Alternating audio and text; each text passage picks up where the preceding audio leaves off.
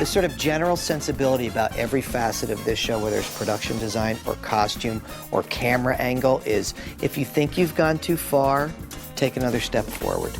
You can go a little further. Well, that's exactly what I was thinking. Amen. Mark Worthington did the pilot. When I saw the pilot and I saw what he had done on location in New York City, I was kind of amazed at his vision. I'm really, Typically in a pilot, you don't build sets because they're taking a chance. Pilots are gambling, essentially, for the studios and for the networks. So we had to find all that stuff on location. And there were a number of locations that we cobbled together to create the look of Mode.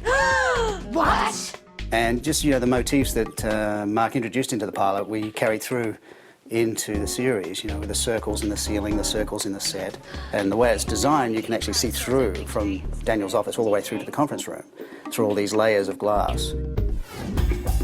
The Mode set is just fantastic. It's beautifully designed. There's not a bad angle in the place. We really make an effort to capture the design and the architecture and all the circles and depth and glass and reflections, layers. There's a lot of opportunity for movement in there and seeing people deep in the background and one scene kind of blending into another. We photographed the people in Mode in a very particular way, with wider lenses, incorporating actors in the environment, in the architecture. We put people in the very center of a very symmetrical frame. uber clever. Mode is what everybody remembers about these sets and about the design. But the Suarez house is almost my favorite set because of the feeling it has and how it grounds everything in the series. I mean, the series would be nothing without it. In Queens, we like to play the sort of clutter of a typical family. So we shoot what we call dirtier frames, frames that have stuff in the foreground, over people's shoulders on other people. Then stylistically, we clearly wanted it to be very warm, very communal, very inviting, so it had to contrast very strongly from Mode, so we picked very hot colors. A kind of yellow-orange in the dining room, deep red in the living room, the yellow-green of the kitchen, all very contrasting and bright and sort of active. I think the dichotomy of Mode versus Suarez Queens is brilliant. Dad? So wide in here. What are you doing here? It gives you so much room for shaking things up. When you get characters like Mark and Amanda showing up in Queens, it doesn't fit. Hola.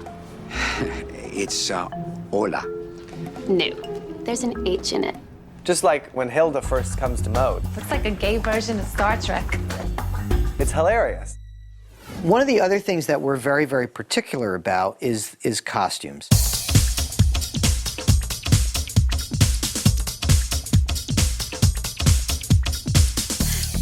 We have such an incredibly busy show that our workrooms are all over the city. I'll be shopping for Hilda, and all of a sudden I'll make a right turn and say, oh my God, this will be so perfect for Betty. The fun part of this show is that it's wonderful to be able to get into the high fashion end of things. We have all of our, fashionistas that are working in Mode itself. We're a bunch of unstable, hungry, backstabbing bitches. And we try to define each person. For Wilhelmina, for example, we clearly try and go a very, very sleek and classic silhouette with her. 2 words, fat boo. She's always very high-end. Fabulous. People thinking I may be only working on Wilhelmina or Betty. It's everybody. It's the simplest little thing. It might be a vest on Justin that sort of becomes the anchor for something. Word of advice.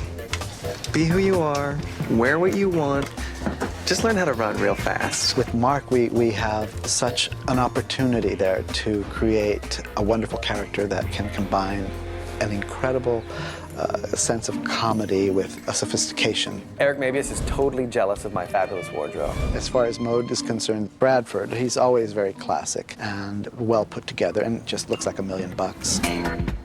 What the hell is that? Amanda gets sent this dress by designer Oswald Lorenzo that you can barely fit into, definitely can't walk in, definitely can't breathe, and actually doesn't look very good. But since Oswald Lorenzo sent the dress, Amanda's gonna wear it. Okay, you can get up now. I'm trying. The rubber dress was fun. We went to this designer who constructed the Catwoman suit that Michelle Pfeiffer wore in Batman. So we went to him to manufacture these dresses, and when we fit her, it was kind of funny. She really couldn't move in the dress. I have rubber burns all over my ass, and it took 2 sticks of butter just to get the top off. The wardrobe department's unbelievable. Eduardo Castro is just, he's incredible. He does these fabulous sketches. Literally all these drawings that you see are done in minutes to get an idea across. He gets the palettes going, you know, the color palettes for every character has their own color palette. Alexis is tomato red. Wilhelmina is more neutrals. And Betty's is